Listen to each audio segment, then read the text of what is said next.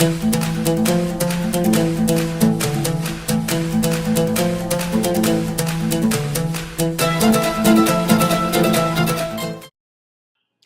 society today has many how-to books, like recipe books, like, how to cook lasagna, how to make this kind of salad, blah, blah, blah, blah, blah. The Indian culture had a book that taught youthful princes how to conduct themselves in kingdoms. It's Puncha. I'm pretty sure I didn't say that right. Many fables were used to give advice on personal relationships and political concerns. The moral of Numbskull and the Rabbit, translated by Arthur W. Ryder, is that one must accept and be thankful for their own capacity and limitations. Human beings have their own unique strengths and weaknesses. Please do not devour us so mercilessly. Please have a heart and spare us.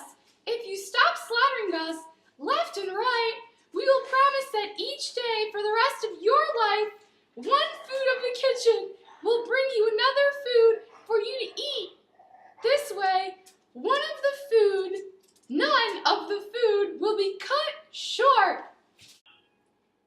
I accept your compromise. Remember though, if one day goes by that you don't fulfill your promise, I will come chop up all you foods.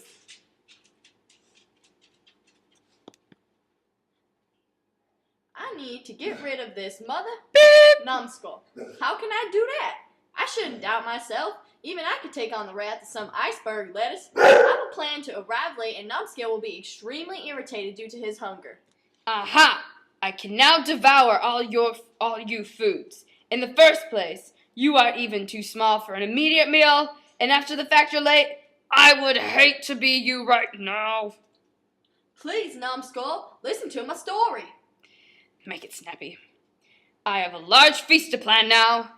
Well, because I am such a small size, several other rabbits were to come with me. Suddenly, the self-proclaimed beholder of the forest, another lettuce, stops us. He says that all the foods in his fridge must deal with him first. He said you're a sneaky thief and that we want to fight you to see who's the strongest. This is why I arrived so late, sir.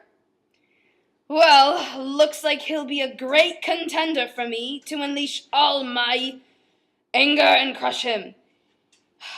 He will later be destroyed by what permits him to grow, said a proverb once. Oh, for sure, Mr. Numbskull, sir. All right, let's do this.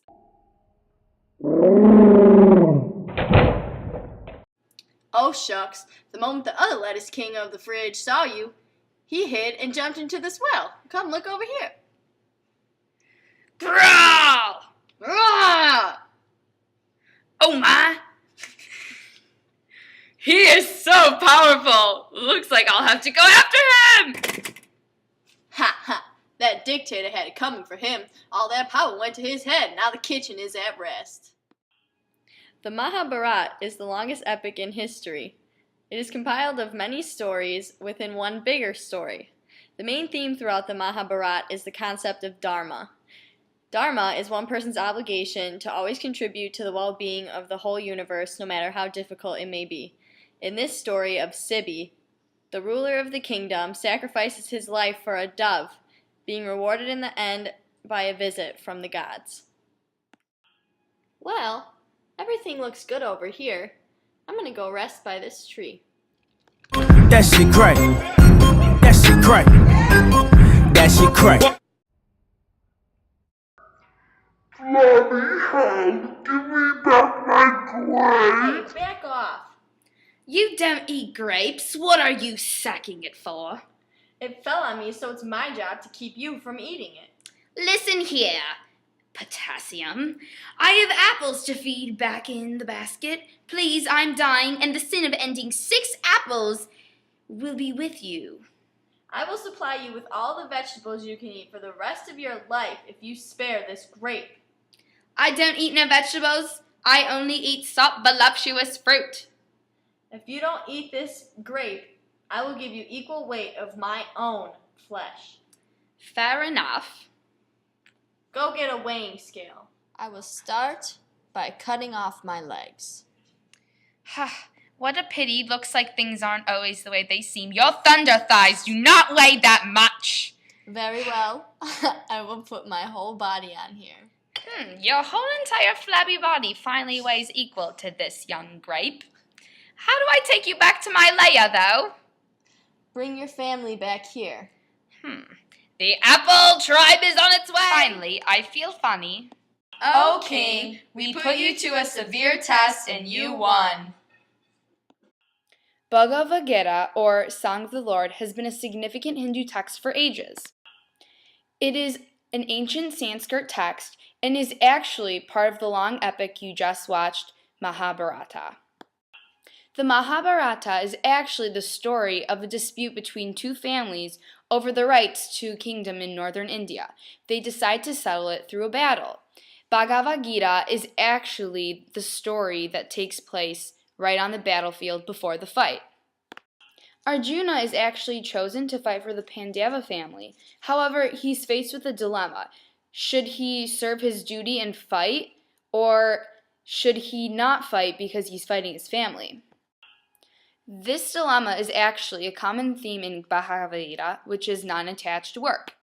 Indian society was divided into 4 different castes, and each caste had its own duty. The duty of the caste was one of the superior things that anyone could wish to accomplish. Arjuna's advisor, Krishna, advises Arjuna to just follow out his caste duty because each person is based upon the body and the Atman. After death, the soul still goes on. So even if he does kill his family soul will end up going on. So it's really not a big deal. Arjuna, don't cry! It's time to fight. Come on, get up! How am I supposed to kill Bhishma and Drona? I'd rather go poor. I don't know what to do. Help me, Krishna. Don't mourn the dead. Senses come and go. People are supposed to die. So go fight, or else you will be a sinner. Listen to the God and listen to karma and learn from the Vedas. How am I supposed to identify myself, though? You will be enlightened, I promise. The Rig Veda is a collection of 1,028 hymns that have much of their focus on nature. Those who composed the Rig Veda were strongly driven by nature because the poets of this time held sacrificial offerings to the gods to help ward off poor weather. Creation hymn contemplates the matters of the world, while night describes the fear felt by those people when traveling across the plains at night in hopes of dawn approach.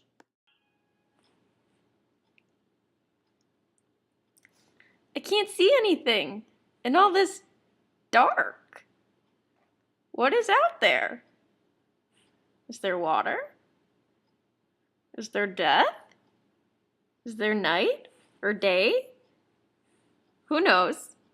'Cause I don't.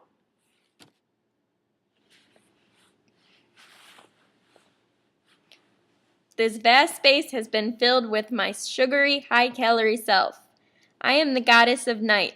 Look how much I've expanded. I've scared off everything with my dark appearance and obesity. Dawn, please make her leave. I'll repeat it again and again. Go find a Sunday to smother, goddess of the night. Ah!